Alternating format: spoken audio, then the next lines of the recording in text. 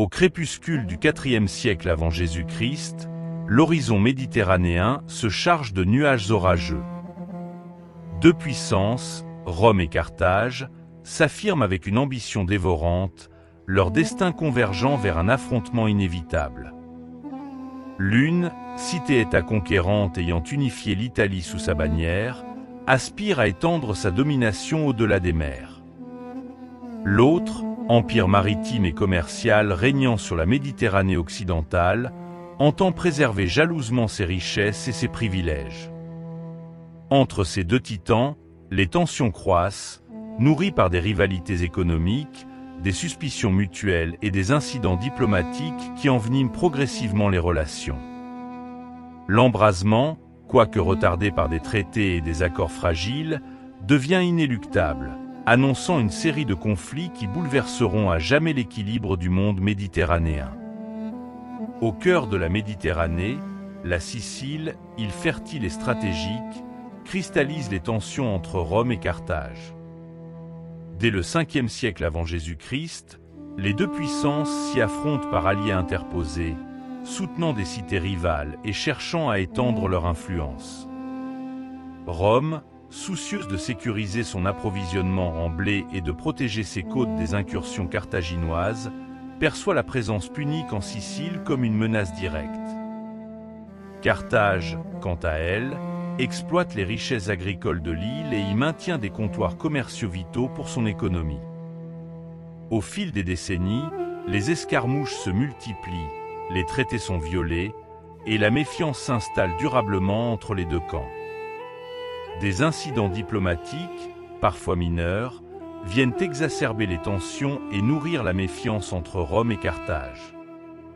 En 279 avant Jésus-Christ, Pyrrhus, roi d'Épire, débarque en Italie du Sud à la tête d'une armée expérimentée, répondant à l'appel des cités grecques de la région menacées par l'expansion romaine.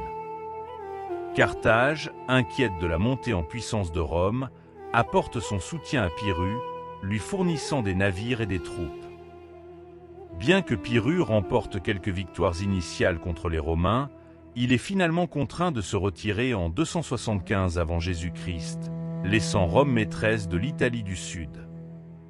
Cet épisode, quoique bref, a des conséquences diplomatiques importantes. Il renforce la méfiance de Rome envers Carthage et la convainc de la nécessité de contrôler la Sicile pour éviter toute nouvelle intervention étrangère sur ses terres. Consciente de l'inéluctabilité d'un affrontement majeur, Rome et Carthage se lancent dans une véritable course aux armements. Rome développe sa puissance terrestre, augmentant les effectifs de ses légions et perfectionnant son organisation militaire. Carthage, quant à elle, renforce sa flotte de guerre, construisant de nouveaux navires et recrutant des marins expérimentés dans tout le bassin méditerranéen. L'atmosphère est électrique. Chaque incident diplomatique, chaque escarmouche en Sicile risque de faire basculer les deux puissances dans la guerre ouverte. Le prétexte final à la guerre survient en 264 avant Jésus-Christ, à Messine, en Sicile.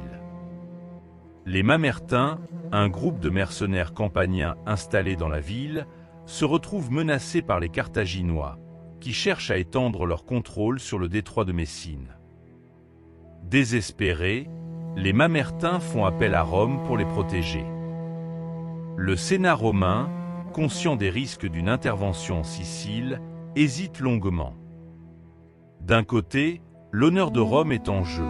Abandonner des alliés potentiels face à la menace carthaginoise serait perçu comme un signe de faiblesse. D'un autre côté, une guerre contre Carthage, puissance maritime dominante, représente un risque considérable pour Rome, peu familière des combats navals. Finalement, les arguments des faucons, favorables à l'intervention, l'emportent. Le Sénat romain, poussé par l'ambition conquérante et la peur d'une hégémonie carthaginoise en Méditerranée, décide d'envoyer ses légions en Sicile. En 264 avant Jésus-Christ, Rome déclare la guerre à Carthage, ouvrant ainsi le premier acte des guerres puniques, un conflit d'une ampleur inédite qui va opposer les deux plus grandes puissances de la Méditerranée occidentale pendant plus d'un siècle. L'embrasement, longtemps différé, est désormais une réalité. Rome et Carthage, entraînés par leurs ambitions rivales et la logique inéluctable de la puissance, s'engagent dans une lutte sans merci dont l'issue va bouleverser à jamais l'histoire de la Méditerranée.